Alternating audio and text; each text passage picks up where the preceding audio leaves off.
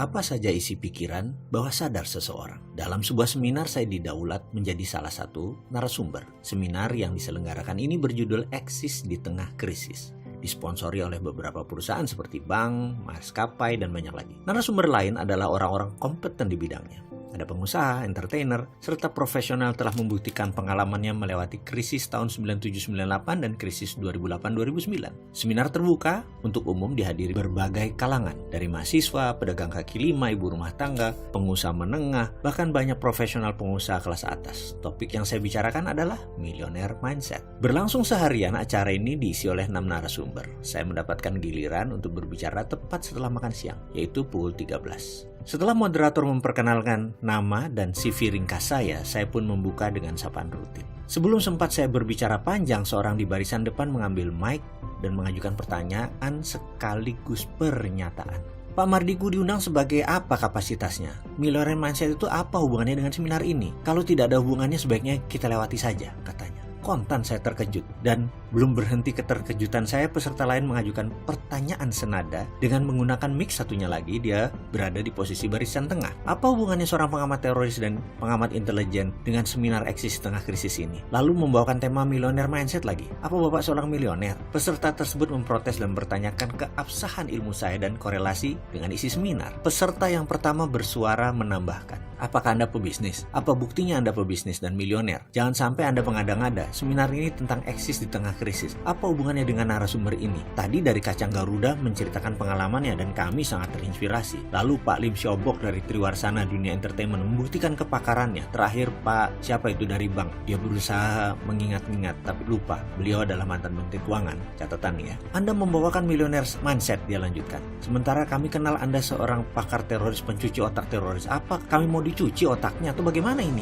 Saya tersentak, panitia pun gelagapan. Moderator menengahi, baik Pak, biar Pak Mardigu yang menjelaskan ya. Saya pun menceritakan sedikit hubungan saya dengan dunia kepolisian, dengan militer. Lalu saya menceritakan sedikit tentang pikiran dan latar belakang keilmuan saya. Namun ada beberapa peserta yang rupanya tetap tidak puas. Mereka mendesak agar sesi acara saya di skip, dilewati. Karena poin yang mereka harapkan adalah pengalaman dan praktek. Tidak mau wacana-wacana atau pelajaran teori-teori. Menurut mereka, kalau itu tidak aplikatif, buat apa? Kata mereka, kalau Mardigu ini seorang business coach, harap dibuktikan perusahaan apa yang dimiliki dan apa prestasinya. Kalau hanya mindset sebagai wacana saja, ya ubah judul sesi ini menjadi apa itu mindset untuk bisnis. Itu pun bisa sebagai selingan yang tidak penting. Rasanya rontok seluruh tulang saya mendengar komentar-komentar tersebut. Saya tidak sempat banyak membela diri atau memberi pertahanan. Tetapi buat apa saya bertahan kalau dibombardir pertanyaan dan pernyataan tersebut? Sepertinya memang bukan mengharapkan solusi. Sesi pun tetap berlanjut, tetapi berdasarkan kesepakatan akhirnya dibuat ringkas. Saya lakukan tetap dengan semangat. Ini bukan kiamat, itu pikiran saya. Ini cambuk positif. Ini mungkin batu asahan terkeras yang akan membuat pisau saya lebih tajam. Bagi saya, moral story atau hikmah yang saya dapat adalah tidak semua orang suka dengan kita. Tidak semua orang kenal dengan saya. Tidak semua orang tahu produk saya. Tidak semua orang nyaman dengan keberpihakan saya. Tapi itulah hidup. C'est la vie. Jujur, saya gemeter dan gentar di seminar tersebut. Di balik senyuman dan perkataan saya itu, saya sedang mengalami masalah keuangan cukup besar. Cerita ringkasnya seakan sekelebat lewat dengan cepat dalam pikiran saya saat mengingat kembali kejadian yang sedang saya alami. Ayah saya baru berpulang ke rahmatullah. Waktu itu kami kurang tahu bahwa ternyata ayah kami menjaminkan rumah satu-satunya tempat tinggalnya ke bank untuk sebuah proyek. Proyek ini dia lakukan berdua dengan mitranya, seorang yang berkewarganegaraan Singapura namanya Julian. Yang mengagetkan adalah mitra tersebut kabur tidak bertanggung jawab membawa uang investasi tersebut. Awalnya kami tidak tahu, tapi ketika petugas bank bolak-balik ke rumah menanyakan kewajiban cicilan yang sudah 9 bulan tidak dibayar, saya terkejut. Saya pun menghadap kepada bank tersebut dan mereka membuka informasi semuanya. Saya sangat kaget karena kalau dinilai secara keuangan saat itu, ibu saya yang tinggal di rumah itu tidak memiliki harta apapun. 0. Bunga plus pinjamannya sudah senilai rumah, alias kalau itu diambil oleh bank ya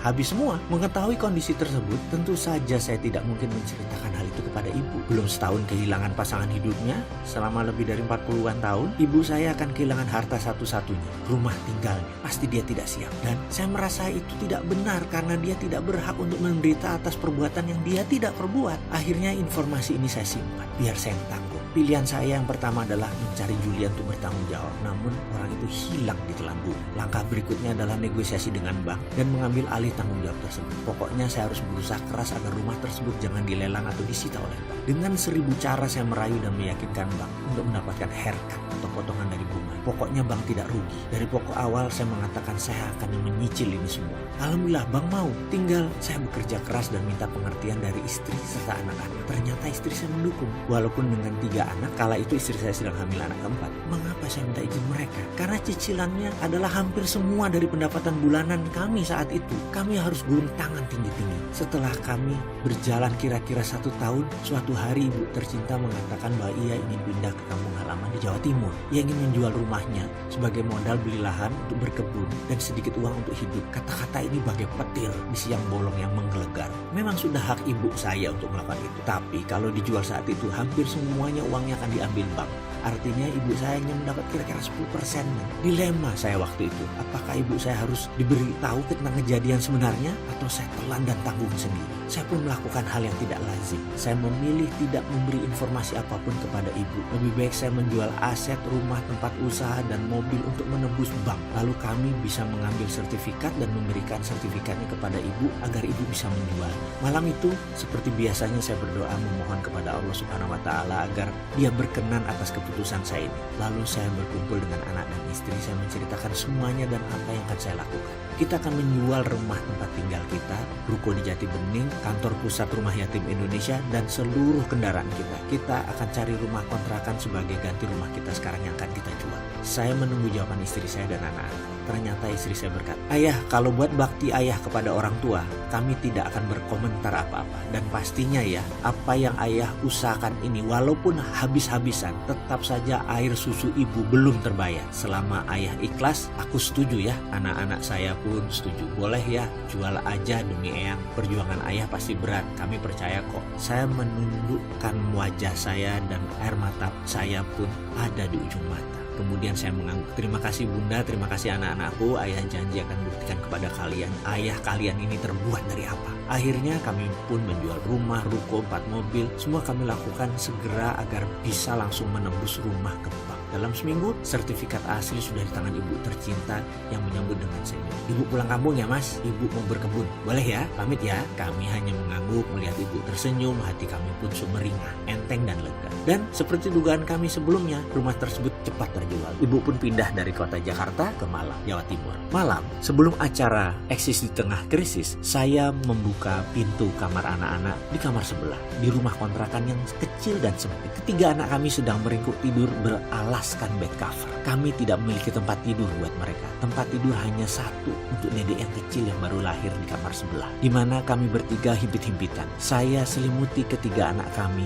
kemudian saya kecup kening mereka di tengah lelapnya tertidur mereka. Dan sekali lagi saya berkata, "Akan ayah buktikan ayah kalian ini terbuat dari apa. Kalian akan berkelimpahan dengan ilmu sebelum berkelimpahan kemakmuran. Dulu ayah salah, berkelimpahan materi tanpa ilmu. Ternyata bikin hidup kayak yoyo, turun naik tak menentu." Kembali ke cerita seminar Eksis di Tengah Krisis. Banyak peserta yang meminta saya menjelaskan keilmuan dengan fakta. Sesi milioner mindset tentu harus diisi oleh seorang milioner. Sementara keadaan saya saat itu sedang berayun turun, alias hutang saya miliaran, termasuk hutang usaha. Tapi kan hutang produktif di pembukuan dihitung aset juga kan? Di seminar tersebut saya putuskan tidak menjelaskan harta saya, apalagi bisnis saya secara rinci. Biarlah waktu yang membuktikan. Intinya, saya sama sekali tidak kesal dengan mereka yang menyerang. Saya tidak menyesali semua kejadian tersebut. Hanya saja semoga semua mendapat hikmah tersembunyi, karena hidup ini penuh teka-teki misteri, menarik dan indah.